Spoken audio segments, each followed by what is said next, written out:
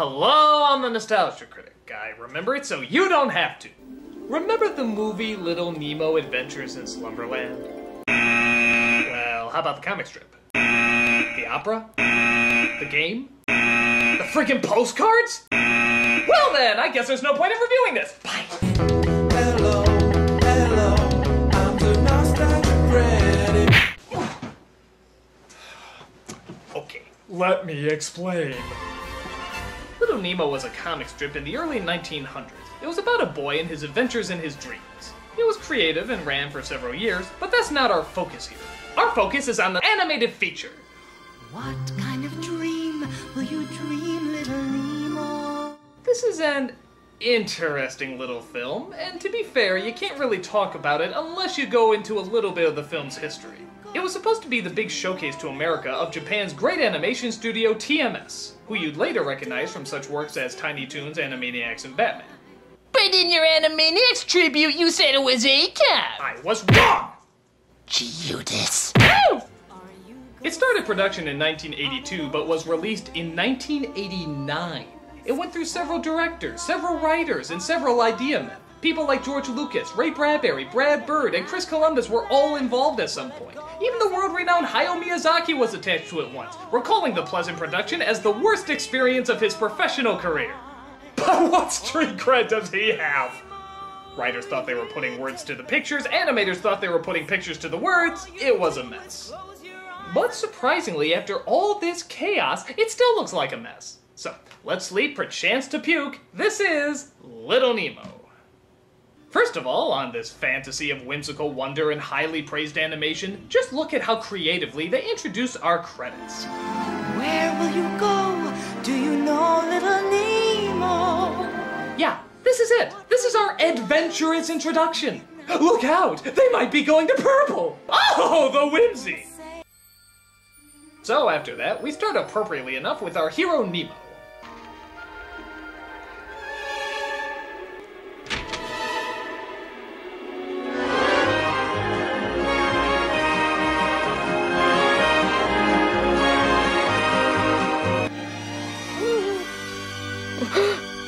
I'm really flying! It can't be. Can it? I don't know, you haven't established anything yet! Yippee! So he's flying all magical and whatnot, but then the dream takes a sudden dark turn.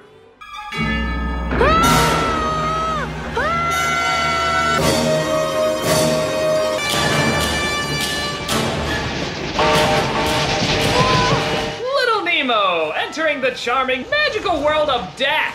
You know, most kids' films ease you into the dark stuff. This just fucking throws you in there. Yeah, let's hear that calming intro music now. What kind of dream will you dream, little Nemo? What kind of dream will be yours tonight?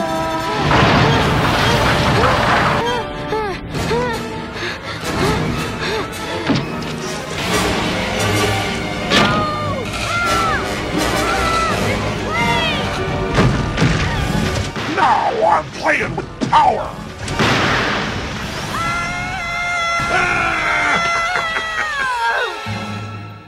So he wakes up from the dream, and that's it. They never bring it up again, it's nowhere to be mentioned. What was the purpose of that? To show that kids have the ability to dream? Oh, hey, here's another big shocker. Bill Maher might be snobby. So Nemo is now back in the real world. You can tell by him interacting with his mother, father, flying squirrel with airplane goggles. Wait, what? Come on, Icarus! Let's go! This is Icarus. Even though all the fantasy stuff happens in his dreams, apparently a flying squirrel with a verbally challenged Gollum voice has some place in solid reality. Step right up and see the most amazing show in the world. He goes to see a parade welcoming the circus in town that will no doubt lead to images he'll see in his dreams. Would you like a ride? Yes, sir! So, if you haven't guessed yet, most of Nemo's dialogue consists of wow and yippee and ha ha ha ha ha. You pretty much get more interesting dialogue out of one of those talking farm animal toys. The bland, undeveloped character says, Yippee! So Nemo wants to see the circus, but his father says he's too busy to take it. Will you take me to see it, please, Papa? Perhaps tomorrow, Nemo. Have a wonderful day. Oh, gee. And I guess that's it for that scene. Okay, well, we cut to later that night when we see him trying to sneak some pie away, pretending to sleepwalk. Nemo.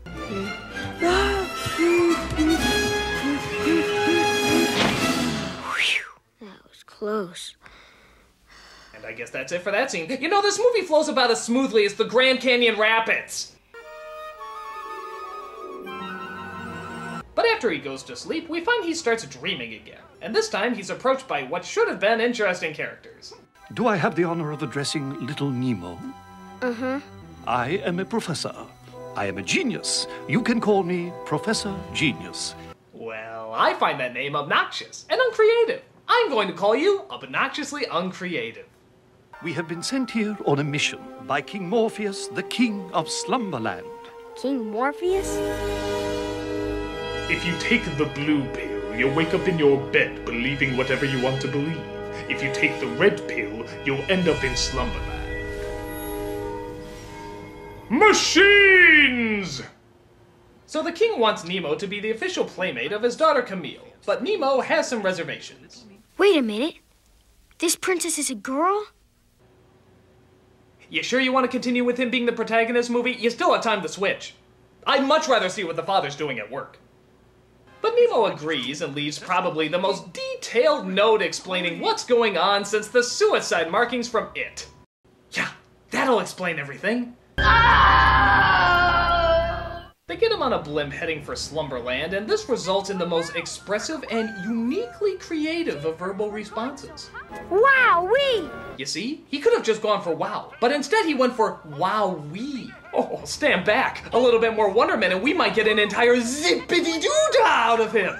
How about taking the helm, Nemo? Me?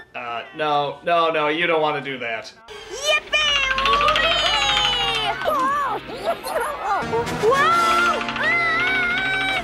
And little Nemo seems to be piloting and oh, it bursts into flames! It bursts into flames! Nemo has killed God knows how many enchanted creatures! This is the worst tragedy ever! Oh, I'm at a loss for words, ladies and gentlemen. What numbnut actually put a small child in charge of a blimp? I simply cannot tell you. Note, we are aware that we've been using the Hindenburg joke too much, but in this case we simply found it unavoidable. You will not be seeing this joke ever again. Oh, the humanity! Oh, the whimsical, cuddly humanity!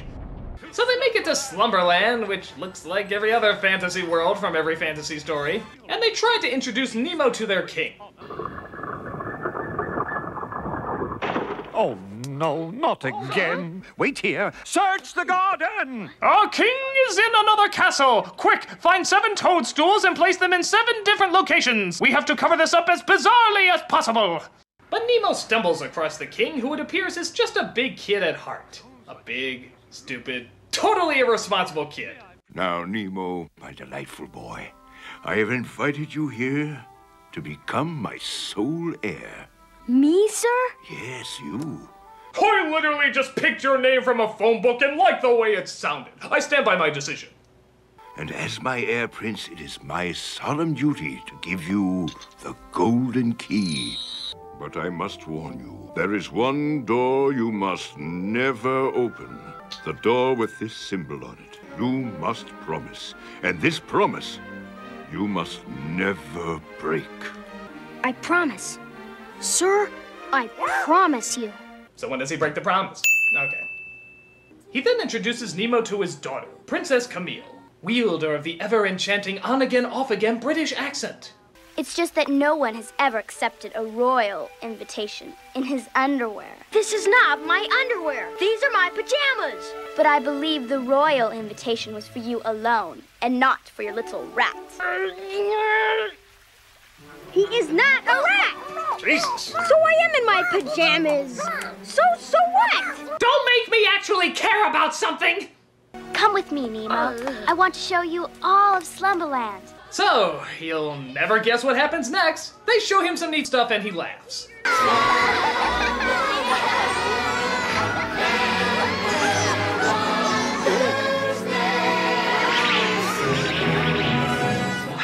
This whole movie is like watching someone else's kid at Chuck E. Cheese. You're happy they're having fun at first, but soon you get bored by it. And when you realize you're stuck there for another hour and a half, you begin to hate that little kid, and his birthday, and Chuck E. Cheese, and the idea of celebrating birthdays all together. I hope you're happy, movie. You got me to hate birthdays! He finally comes across a character that's as bored as we are, called Flip, played by Mickey Rooney. The Care Bears. Ooh, stop cutting to that. He's considered a mischievous character because he's committed the terrible crime of wanting to get the plot going. He starts some trouble getting some cops angry at each other, which in turn gets them angry at him. That's it! I know There's two of them.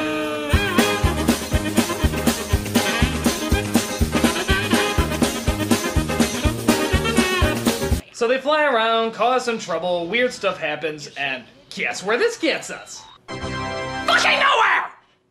But like I said, Flip's job is to do, well, something.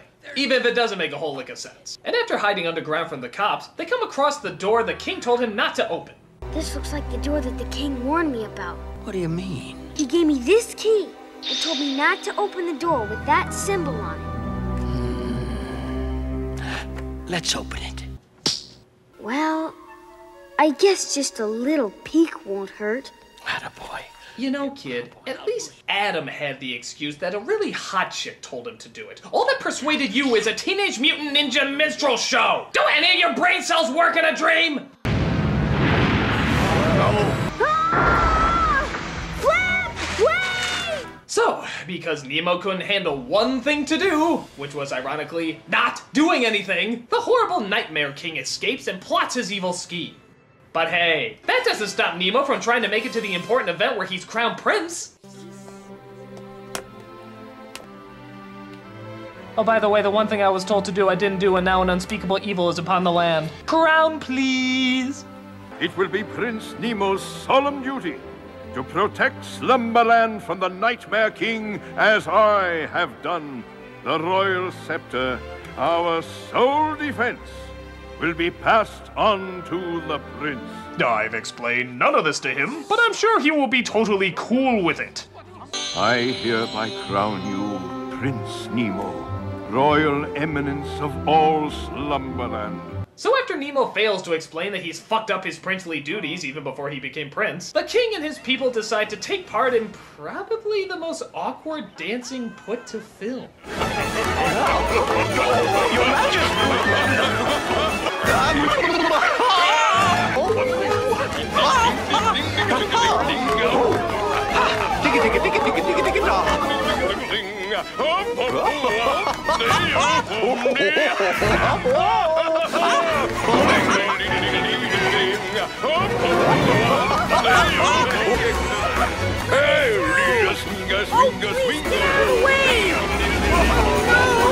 But the Nightmare King breaks up the party and steals the king away. Thus, everybody wonders who's to blame. Nemo did it! No! Nemo? Nemo? No! No!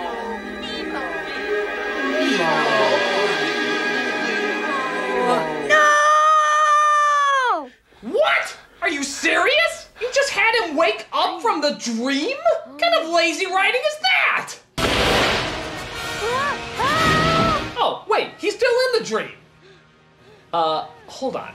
Why would you tell a story that has a coherent dream all the way through except for this one point? I mean, if the dream hops around, that's fine. I understand, but you can't just change the rules in the middle like that. If you're gonna tell a linear story, tell a linear story. Stick with it. Don't just jump around. That makes no sense. I mean, it's like me in the middle of the review going,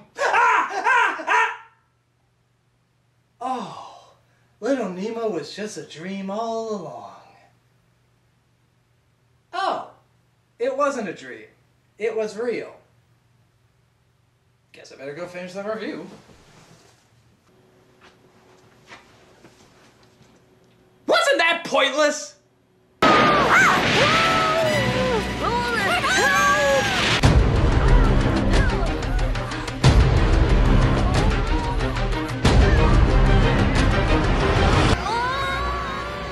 So his room fills up with water and Somehow that leads him to the middle of the ocean. There, he comes across Professor Genius, who is surprisingly forgiving of the fact that he's doomed everything that he holds dear. Because of me. It's all my fault. No, dear boy, don't blame yourself. Blame the writers who didn't give you a personality. So they work their way back to Slumberland, where it turns out Flip has a map to Nightmare Land, where apparently the king is being held. So the princess sends all of her strongest armies and toughest warriors into Nightmare Land. Or just a tugboat that works too. And they try to see if they can locate the king. But they get sucked into a giant whirlpool underwater and somehow land on water. As it seems they reach their destination of Nightmare Land, where nothing but monsters roam. Boy, those fingers are goblins, you idiot! Let's continue to just point and look at her! Let go of my dress! Continue looking! Help her! Help her! They get her free, but then come across a group of goblins, who apparently can master shapeshifting and using 1980s cartoon sound effects. You're goblins! Want to hear the most annoying sound in the world?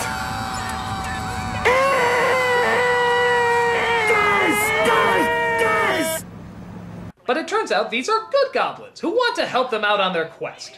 After, of course, they sing about it. Oh, we are the books, good goblin books.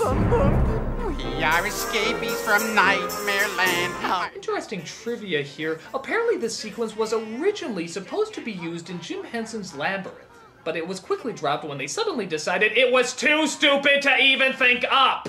Thank you, old boy, we're going back to work! But the Nightmare King sends a bunch of flying creatures out to get them. Yeah, tell me if this looks familiar.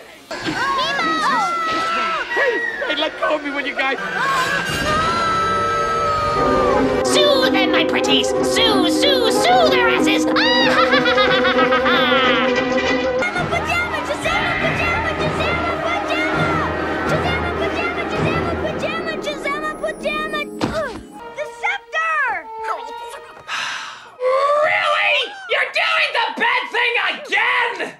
Times can you rely on this plot hole? This is ridiculous! Oh, let me guess. Wow! Wow! Tool! Well, this time the goblins are here to help him. How'd they get there? It's a dream, derpy derp! And they continue to move forward. Off to Nightmare Castle we go! All right! To incomprehensibility and beyond!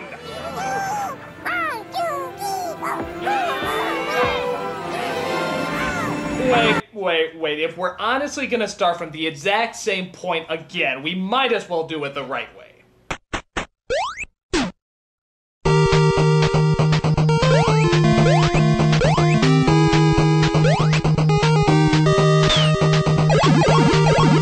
So they come across a sky giant. It's so beautiful! And, ironically enough, he's asleep so he can go through it. It just seems to have a little yeast infection.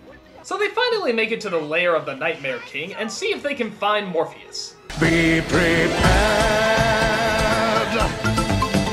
We finally see the Nightmare King in all his glory, who actually does look pretty badass, despite the fact that he's a mix between the monster from Bull Mountain and a jackalope. Give me the scepter, Nemo, and I'll let you go. I have to admit, though, that voice doesn't match. Something that size should be legitimately big and booming. This guy sounds like Tim Curry doing evil baby talk. Come now, for your own sake.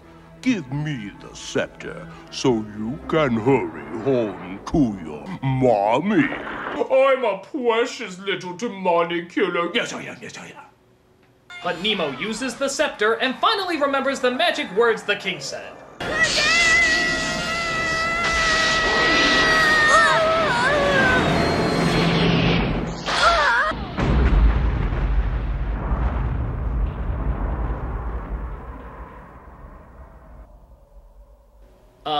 No. You have not warranted a silent moment movie. Nothing you've done is big enough that you need to be quiet for a second to let it sink in. So everyone is set free and the king uses his scepter to awaken Nemo. Your courage destroyed the Nightmare King. and his evil kingdom is gone forever. You don't know that. So Slumberland throws a big parade, Nemo smiles with his mouth open, we get more awkward dancing, and we get surprise wake-up number 4. There are so many wonderful things waiting for you today. Well, Mom, sorry I broke my promise and took the pie. So that's what this whole story was about. Pie! Wasn't worth it. Get ready for what, Papa? Well, we decided to go to the circus today. Hot dog! We're going to the circus! The circus? Oh, boo! So it ends with Nemo going to the circus. Aren't you just thrilled? Aren't you glad that he's going to the circus? I'm not. I'm really not. I'd rather see him have his first wet dream than watch any of this crap again. This was stupid. This was incomprehensible. This was terrible. But the animation's nice. You ever have that friend that had that awesome game system when you were a kid and you spend all your time at his house playing it, but then when you really think about it, you don't even know the kid's name? That's this movie. The animation's really incredible and allows for some really creative visuals, but everything else is just so bland and forgettable. The characters are as interesting as toast, the story's a mess, and a lot of time the colors are very stale and dark, now allowing for a lot to look at. It had a lot of behind-the-scenes problems, and it really shows. While it can be creative and, like I said, have great animation, it is nevertheless way, way, way too flawed. I hate that the film took so long to make and that there were so many problems, because that just makes the final product all the more tragic when it doesn't work. And that's all I gotta say about that. Congratulations, Nostalgia Critic! You have gone this whole entire review without making one Finding Nemo joke! Congratulations!